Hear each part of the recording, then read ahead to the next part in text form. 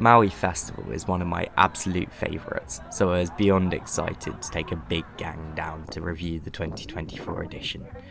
Taking place every year on the August bank holiday weekend, the festival, formerly known as Maui Wowie, was my introduction to the UK small festival scene more than 7 years ago, and honestly, I couldn't have asked for a better one. For me, Maui strikes the perfect balance between the three main types of great independent festivals. It brings the fun and energy of a scatty, free-passing, adjacent vibe, without ever getting too messy. It has the beauty and community of a conscious boutique festival, without being slightly up its own arse, and it carries the laid-back spirit of a local family affair, without the slightly sad line-up and vibe those are sometimes known for. Set among the bucolic farms and woodlands of the easy-to-reach side of Norfolk, thankfully now free of Liz Truss, Maui Festival is worth the trip. While this part of Norfolk might carry that "ooh, our farmer don't like incomers" vibe, Maui itself is welcoming and beautiful. Originally starting in far-off Theberton in Suffolk, folks now come from all around to enjoy the party. As you walk from the well-organised campsites into the festival ground, you enter a labyrinth of colour and wonder. Music of all kinds drifts from the tents, while the smells of delicious festival food fill the air. Like a circus built inside a forest, the site is packed with art, both large and small, and inhabited by all sorts of interesting people, each eager to show off their creative skills. One standout, and as far as I know a pretty unique standout at that, is the electric hamster racing. If I could choose a life I'd raise, then I would race a hamster. And if the race did not work out for me, I'd still race it again. Run by the enigmatic hamster Adam. Working, of course, with the International Federation of Rodent Sports. Combining hamsters, a dash of madness, a whole lot of creativity, and 240-volt AC, these geniuses have somehow invented a whole new sport of kings. What kind of plagiarism, really? Bouncy ball. It's a bit of an upset because he was Suffolk champion for a long time. Okay. Oh yeah, I lost a lot of money on him last week. See, I thought when I first heard about hamster racing, I thought it was actual real hamsters. Yes, yeah, people do. And Because then I in the olden days, when I was little, you used to go to like village fetes and they had guinea pigs. Yeah, they'd be alright actually. Yeah, and ferrets. Yeah. The first band I saw at Maui this year were Artwork. Friends of mine from my hometown Woodbridge, they were running a ceilidh this year for Maui's Thursday. Smaller and lower key than the other full days of the festival, Thursday only had one stage and a more rarefied crowd. Artwork's psychedelic folk fusion made a fantastic score to dance to, and the ceilidh was a roaring success. I do, however, have to admit I liked the last freeform bit at the end most.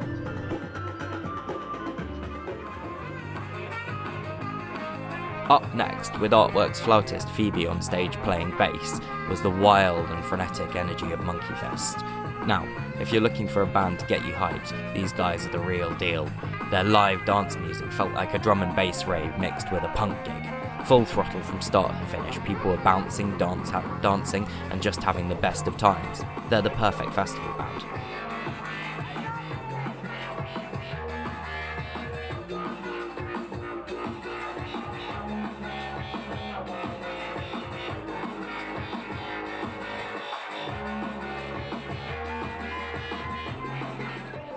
After Monkey Fest, we continued to climb the weirdness scale with the unforgettable Junko-Active Wasteman and the Tin Can Twins. Fantastic, incredible, nice.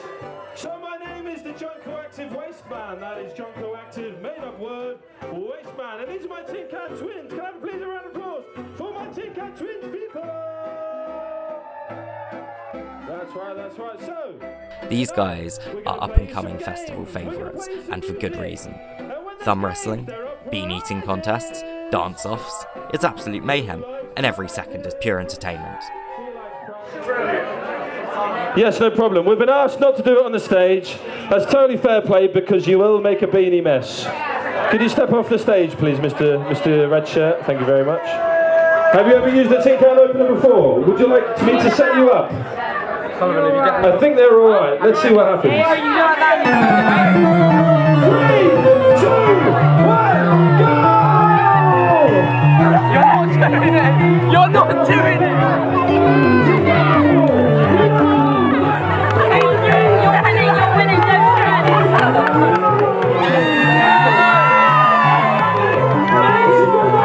No, don't do that!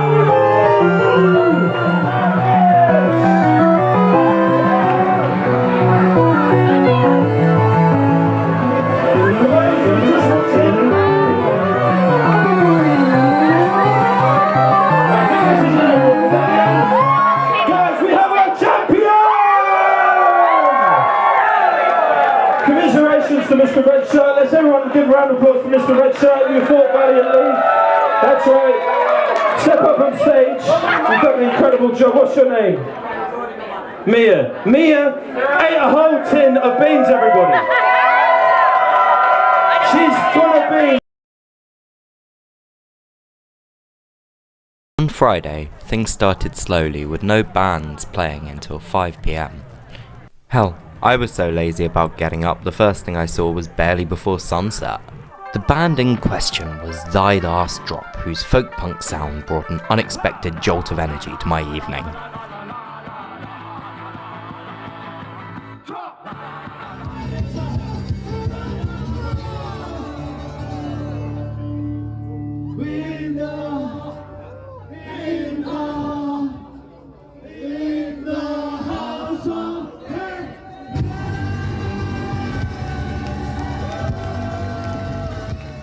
From there, the pace only picked up as the evening approached, with ska punk band Sneak Easy keeping the energy high and the crowd skanking from the start of their gig to the finish. Also piquing my interest were festival regulars Dirty Moonshine Big Band, who headlined the main stage, and honestly might be the most Maui act about. Like Maui Festival, which used to feature a lot more electro swing, Dirty Moonshine has left their 1920s roots, inspired roots partially behind, and they now fuse grime, hip-hop and big beat into a sound that is unmistakably modern and entirely our own.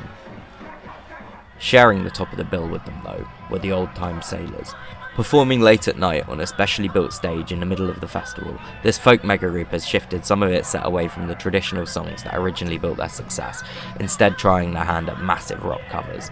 It was very fun, don't get me wrong, and I like the fact they're trying something new, but it's not quite as special as the grand scale takes on folk adjacent tunes they performed last year.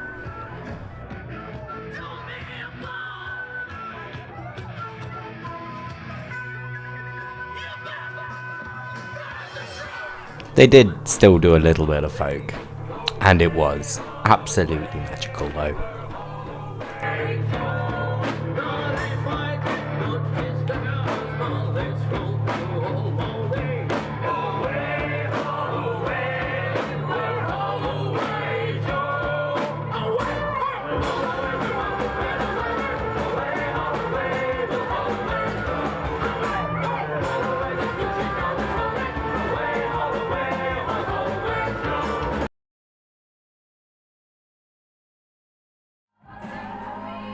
After an intense Friday night of music, Saturday brought something completely different to the festival. The Living Art Show. Taking over the main stage, this incredible display of body art showcased people transformed into walking canvases. The art itself was spectacular. The intricate designs and vibrant colours made each participant stand out as a living masterpiece, paraded across the stage in psychedelic, mind-bending colour. It was the perfect way to kick off Saturday, setting the creative tone for the whole rest of the festival. Fraser Morgan, up next, was a solid addition, bringing some good energy to the day. He had asked me to check him out after we'd met randomly on the streets of Boomtown this year, and I'm glad I did. His performance was a little emotionally intense, with a slight bit of naughtiness. It sort of felt like what Ed Sheeran would want to do if he didn't have all the industry expectations crushing his creativity. A bit extra mild recording millennial core, sure, but I quite like that, and that's okay. So, big up Fraser. Now, the paint fight, organised by the Paint Pixies, was one of the festival's most visually impressive moments. Picture two lines of people, like a scene out of an old school musket battle, only this time, the air exploded with bright, flying paint. It was pure chaotic fun, but absolutely nerve-wracking if you're the one holding the camera, trying to dodge the splashes while capturing the madness.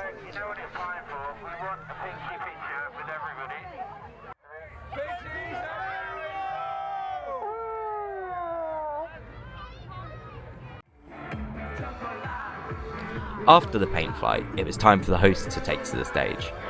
Including Silas and Charlotte, two of the festival's most critical organisers in its lineup, the Mighty Flux has slowly started to become something of a Maui institution, gathering quite the crowd this year. Indulging in their on-stage psychedelic fun antics must have been a great break from the nitty-gritty of running a festival.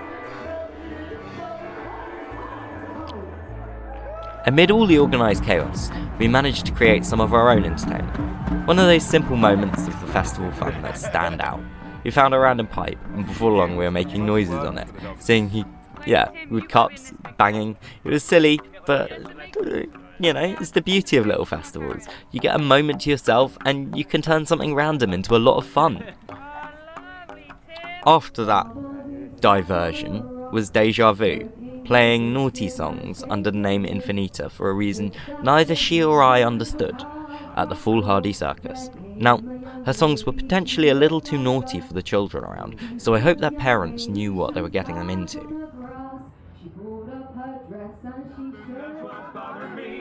After Jade, Dumbfounders brought fun, feel-good sing-alongs to the Flavour Parlour. It was basically like a festival fire pit had been brought onto the main stage. Like, the more energetic fun kind rather than the slightly serious folky kind I like.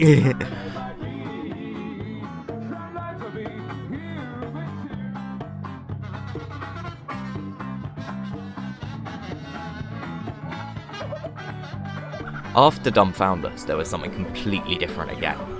Henge, the alien space rompers, with one member supposedly from Venus and a strong environmental message about stopping the destruction of the Earth. They're optimistic, very, very, very silly, and a bit Marmite. People either love their over-the-top vibe or just don't quite get it. But whatever you think of their shtick, their musicianship, especially in those masks, it's very, very impressive.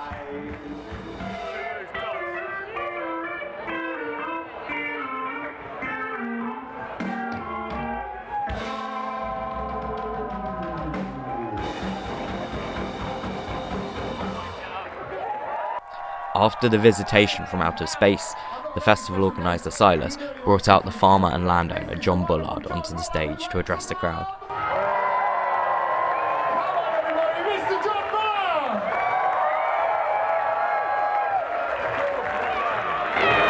Well guys, have a wonderful, wonderful evening. I woke up this morning and thought of Bruce Springsteen and Waiting on a Sunny Day as it was pissing the fucking rain. And the morning before was a howling wind, but hey, my worries got through it all. And it's wonderful, wonderful to have everybody here. Surprisingly, it turned out he rather liked us. Prowling around late night at Maui looking for something interesting, I found a ska band called the Downsetters. With a slightly psychedelic vibe, I immediately picked it up, and joined the dance floor. God, that was awful. Not everything was to everyone's tastes, though. I'm not going over there. Now, however, we come to the highlight of the evening, the Curious Cabaret, compared by Paul Preston Mills. No festival I've attended has ever come close to matching this for its silliness, wonder and quality. All festy cabarets have seen a bit compared to it. It is amazing. Every single kind of weather in one weekend. As far as I can work out, it's going to be hailing tomorrow morning. Then it's going to be a heat wave, followed by thick fog, and then deep ennui to complete the weekend. And then massive waves of regret and recrimination on Monday morning, obviously.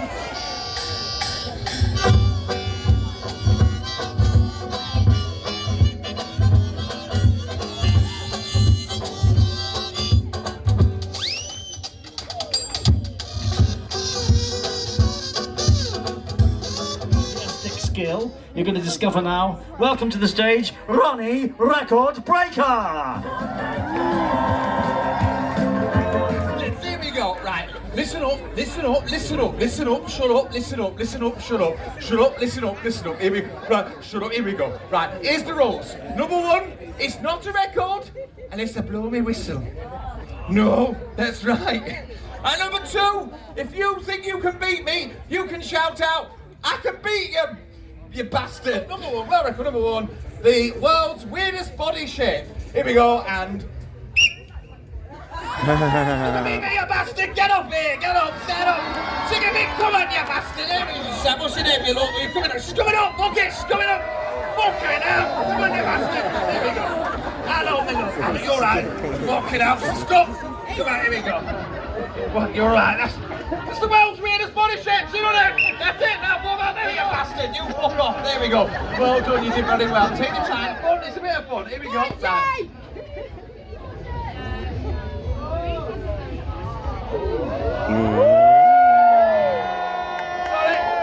I'm sorry, I didn't blow the whistle, you're right, I didn't blow the whistle. Here we go, what do you think?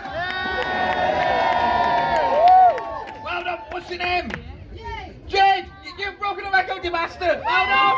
Let's see it for Jade! Lovely! Right, let's make it Jade! After that insanity, we had the joy of seeing some boys, I'm pretty sure from the Foolhardy Circus, doing a very sexy strip show.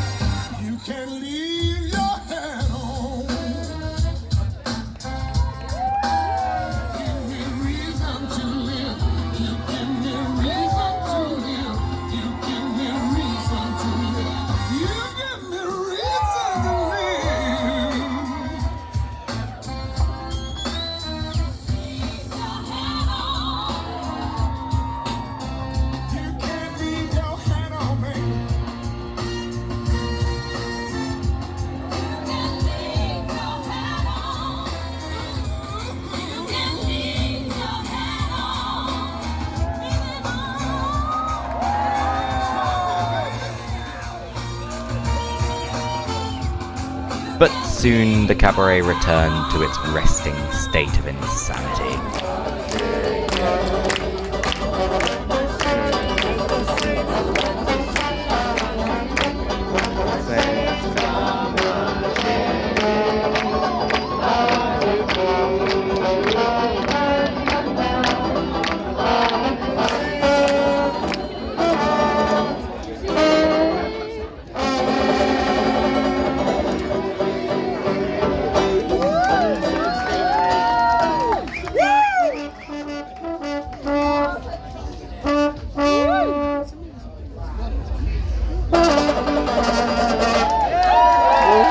We even had a visit from the bard himself, William Shakespeare.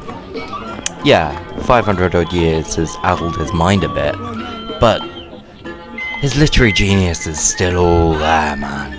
It's all there. His comedy is better than ever.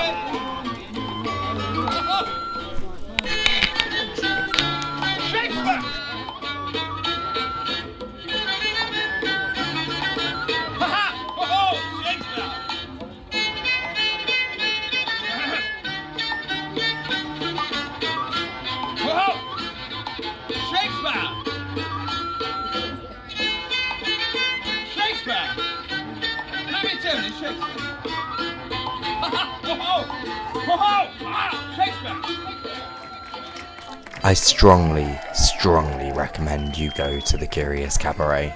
I've only shown you a small sample of what was on offer. It's brilliant. It's so good. No other festival I've attended, not even Boomtown, reaches this level of glorious, focused nonsense. I just love it so much.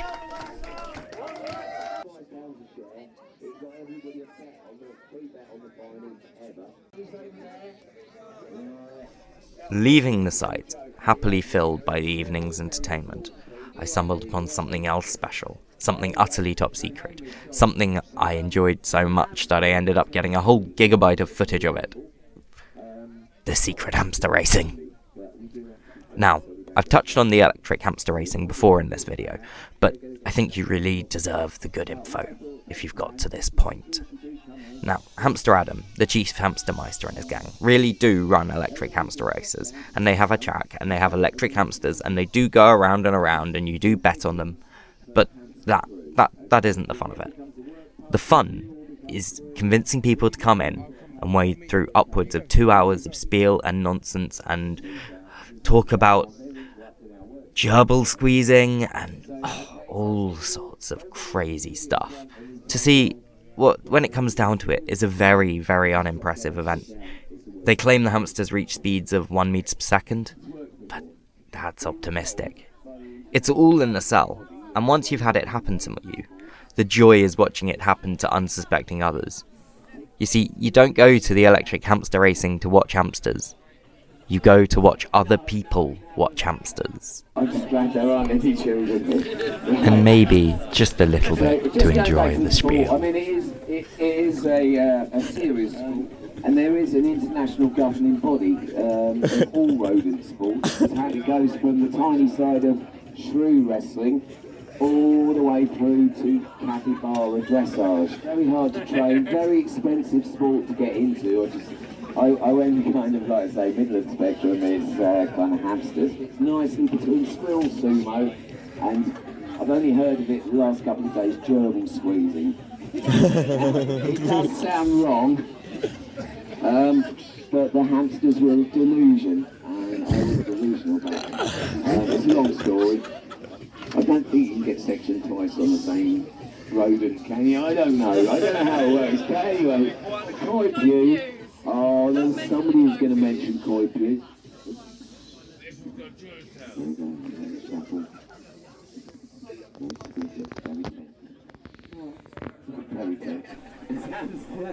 But eventually, after more shaggy dog tales and silly stories about rodents than you could shake a stick at, the hamsters were finally ready to go. Number 1, big bump. Number 2, we'll be going. Number 4, hands down hero. Number 3, sunglasses. All in, understood. 3 big laps, 28 hamster furlongs. They're off. Good start, a little bit of a stumble there on top, but it is late. Here we go, Enter. Remember to get shot and into your elbows. Number 1 then, number 1. As I've said, the race itself is singularly unimpressive. What makes it good is all the pageantry surrounding it. Oh no, I'm annoyed him now. Here's the sunglasses in. Takes the flag. There we are. Is his bottom over? Yes, he's over the line. Sunglasses then.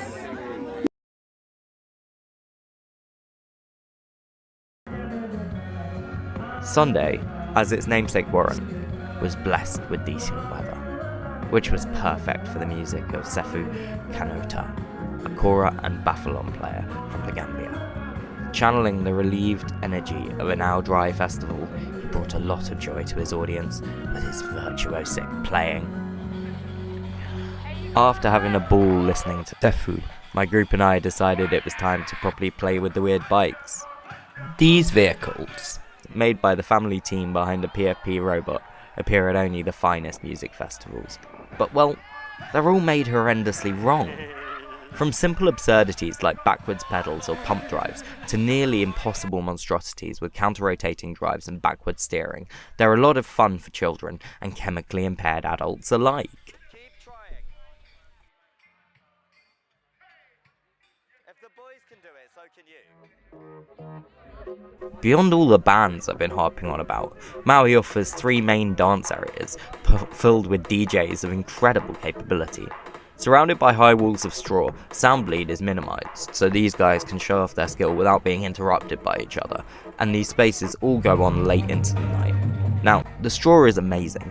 I've only ever heard of one other festival, also doing this, but it worked perfectly. You couldn't basically not hear the neighbouring sound system from the next room when the sound system in your room's turned off. It's amazing. Everyone should do this. Returning to the main stage, it was time for what I think would be fair to describe as the highlight of my Sunday. Onipa, merging Ghana and London's sounds into an absolute auditory avalanche. Musically, I think they were possibly the most impressive act I saw at Maui this year.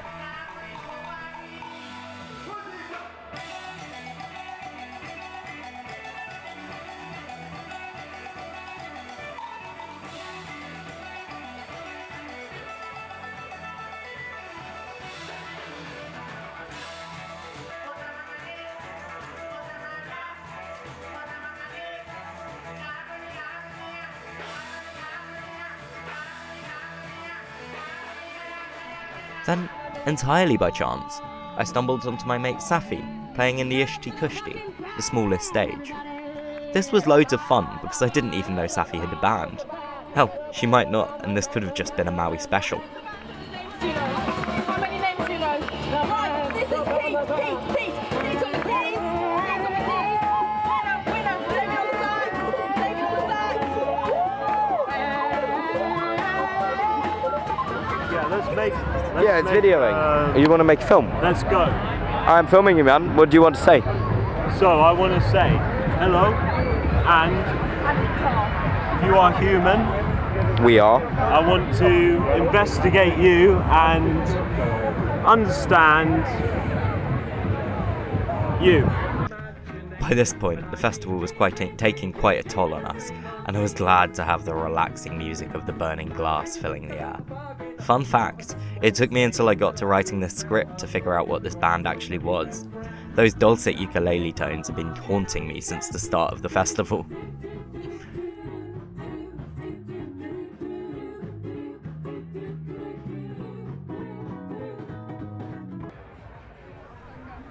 Moving on, it was time for the headliner. Venerable legends of the scene, Dreadzone. Knowing exactly what they were doing, they proved why they've been such a reliable festival booking for so long, and played brilliant, danceable dub that the Maui audience just lapped up. An absolute blast for young and old, and always a great headliner. Top choice.